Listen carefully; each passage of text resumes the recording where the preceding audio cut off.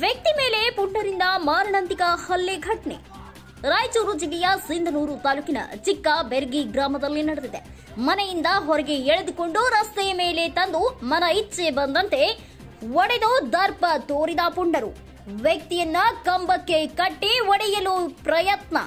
ಹೊಲಕ್ಕೆ ಹೋಗಿ ಬರುತ್ತಿದ್ದ ನಿಂಗಪ್ಪನನ್ನು ಕುಂಟೆ ನೆಪ ಮಾಡಿಕೊಂಡು ಚಾಡಿ ಹೇಳ್ತಾ ಇದೆಯಾ ಎಂದು ಮನ ಬಂದಂತೆ 9 ಜನ ಸೇರಿ ಹಲ್ಲೆ ಮಾಡಿದ್ದಾರೆ.